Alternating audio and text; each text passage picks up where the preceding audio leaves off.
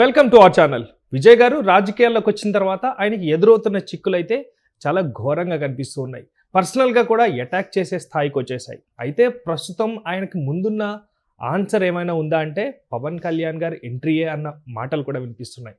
అయితే ఎన్డీఏ కూటమికి ప్రధానంగా ఆ పవన్ కళ్యాణ్ గారు ఎంటర్ అయ్యి ఒక సొల్యూషన్ తీసుకొచ్చే ప్రయత్నం చేస్తున్నారా? ప్రస్తుతం అదే టాపిక్ గురించి మనతో మాట్లాడడానికి సీనియర్ అనలిస్ట్ శ్రవణ్ గారు ఉన్నారు. సార్తో మాట్లాడతాం. సార్ నమస్తే. నమస్తే అండి. విజయ్ గారు రాజకీయాల్లోకి వచ్చిన తర్వాత ఇంతకు మునుపు ఎన్నడూ ఫేస్ చేయనటువంటి ప్రాబ్లమ్స్ అన్నీ కూడా ఫేస్ చేస్తున్నారు. ఏకంగా భార్యతో విడాకుల అంశం వరకు కూడా వచ్చేసిన తర్వాత ప్రస్తుతం పవన్ కళ్యాణ్ గారు ఎంట్రీతో ఎన్డీఏ కూటమితో మంతనాలు చేస్తూ పవన్ కళ్యాణ్ గారు ఒక కొలికి తీసుకొచ్చే ఆ దారి అయితే చూపిస్తా అంటున్నారట.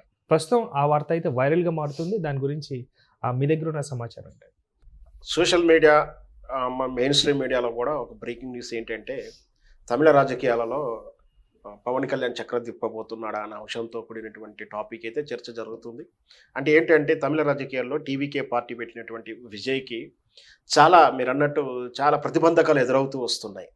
అది సహజంగానే ఒక బలమైన కోటని లేదా బలమైనటువంటి రాజుని ఢీకొనడానికి ఒక బలవంతుడు ముందుకు వస్తున్నప్పుడు ఇటు ప్రతికూల పరిస్థితులు పుట్టుకొస్తాయి, క్రియేట్ చేయబడతాయి. నిజంగా కూడా విజయ్కి అయితే చాలా ప్రతికూల పరిస్థితులు అలా వస్తూ ఉన్నాయి, ఒకదాని వెనక ఒకటి. అయితే ఏదైతే సినిమాకు సెన్సార్ బోర్డు రూపంలో ప్రతికూల పరిస్థితులు కానీ, ఇంకా ఆదాయ వ్యయాల విషయాల గురించి కానీ, ఆ పార్టీ బహిరంగ సభలో జరిగిన తొక్కిసలాట విషయాలు, వీటన్నిటికి తోడు వ్యక్తిగత జీవితంలో భార్యతో విడాకులు, ఆ విడాకుల సందర్భంగా ఆమె చేసిన వ్యాఖ్యలు, అవి కరెంట్ అఫైర్గా రోజొక వార్త అప్డేట్ అవ్వడం, ప్రతిరోజు చర్చల్లో ఉండడం, ఇవన్నీ కూడా విజయ్ని తలనొప్పికి తీసుకొచ్చిందని చెప్పొచ్చు. వీటితో పాటు యాక్చువల్గా అయితే తమిళ రాజకీయంలో మనందరికి తెలిసింది మొదటి నుంచి కూడా డిఎంకే, అన్నా డిఎంకే అంటే కరుణానిధి కాలం నుంచి, ఎంజీఆర్ కాలం నుంచి అయితే ఎంజీఆర్గా రాజకీయ పార్టీ లేదా కరుణానిధి రాజకీయ పార్టీ, ఈ రెండు పార్టీలే రాజ్యం వెళ్తున్నాయి. ప్రత్యామ్నాయము ఏమీ లేకుండా వాళ్ళ వారసులు కూడా అదే కంటిన్యూ చేసుకొస్తున్న తరుణంలో అనూహ్యంగా మరి అది జయలలిత గారు చనిపోయిన తర్వాత ఏఎండిఎంకే పార్టీ అయితే కొంచెం రూపాంతరం లేకుండా పోయిందనే చెప్పొచ్చు. ఇప్పుడు అంటే నాయకుడు లేనటువంటి పార్టీగా అది నానా రూపాల్లోకి మారిపోయింది. సో ఈ పరిస్థితుల్లో డిఎంకే పార్టీ ఒకటి మాత్రమే తమిళనాడు రాజకీయాలు శాసిస్తుంది. అయితే ఈ పరిస్థితుల్లో తమిళనాడు రాష్ట్రాన్ని హస్తగతం చేసుకోవడాన్ని భారతీయ జనతా పార్టీ ఖండించిన మాట వాస్తవం. నార్త్లో అయితే భారతీయ జనతా పార్టీకి ఎదురులేని వైభవాన్ని మనం చూస్తూ ఉన్నాం. దక్షిణ భారతదేశంలో మాత్రం అంత ఈజీగా భారతీయ జనతా పార్టీ పప్పులు ఉడకట్లేవు.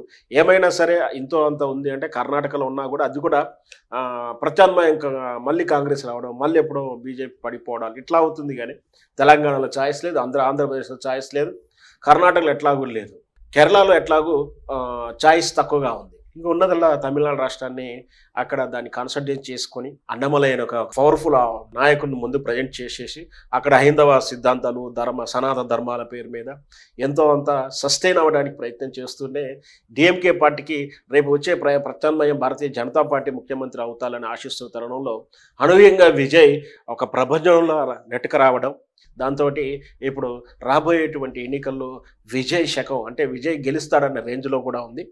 అయితే జరగడానికి ఏదైనా జరిగితే మళ్ళీ విజయ్కి అవకాశం వచ్చే అవకాశాలు ఉన్నాయి. కాబట్టి దాన్ని భారతీయ జనతా పార్టీ కూడా అడ్వాంటేజ్గా తీసుకునే క్రమాన్ని కూడా ఆలోచించినట్టుంది.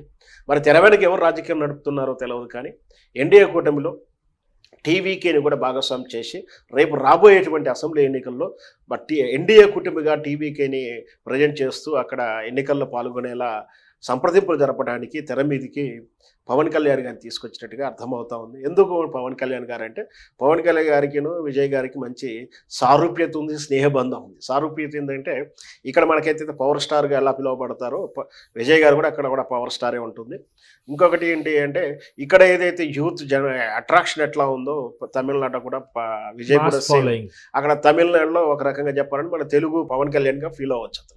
సో ఇద్దరికి స్నేహబంధంగా ఉంది, పార్టీల సారూప్యత ఉంది, రకరకాల అటువంటి ఉన్నాయి. కాబట్టి పైగా ఏజ్ ఫ్యాక్టర్ కూడా ఒకే రకమైన ఏజ్ ఫ్యాక్టర్ కాబట్టి ఇంచుమించు స్నేహబంధం కూడా ఉంది. కాబట్టి తాను వెనక సంప్రదిస్తూ ఎన్డీఏలో భాగస్వామ్యం ఏమైతే అంటే ఇద్దరు శత్రువులు లేదా ఇద్దరు ప్రతిపక్ష పార్టీలు కలిసేసి బలమైనటువంటి డిఎంకేని దెబ్బకొట్టవచ్చు.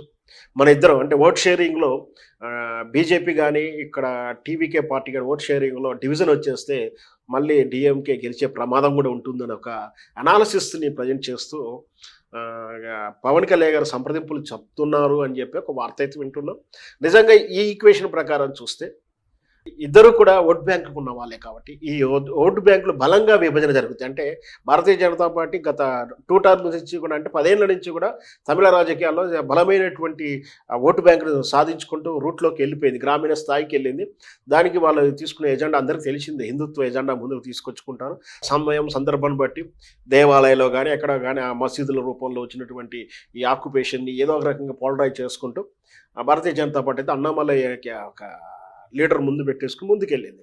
అంటే అక్కడ కూడా ఓట్ బ్యాంక్ బలంగా ఉంది వాళ్ళకు కూడా.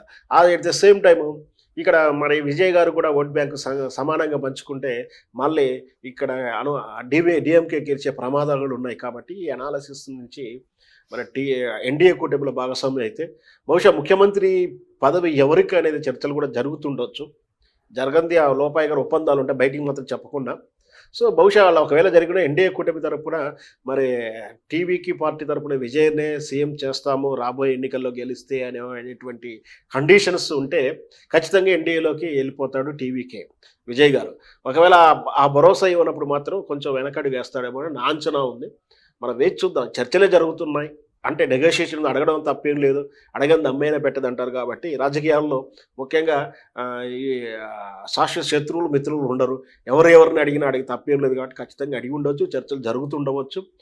రాబోయే ఎన్నికల్లో ఒకవేళ టీవీకే పార్టీ అధిక స్థానాలు గెలిస్తే టీవీకే నుంచి ముఖ్యమంత్రి ప్రతిపాదన అనే కండిషన్ మీద మాత్రం విజయ్ ఒప్పుకుంటాడేమో. అలా ఒప్పుకుంటే మాత్రం డీవీకే పార్టీ అంటే స్టాలిన్ ప్రభుత్వం ఖచ్చితంగా కుప్పకూలిపోతుంది. రాబోయే ఎన్నికల్లో ఈ ఎన్డీఏ కూటమి మీదే ప్రభంజనం ఉంటుందని చెప్పొచ్చు. Right. Thank you sir, thank you so much. Thank you viewers, bye.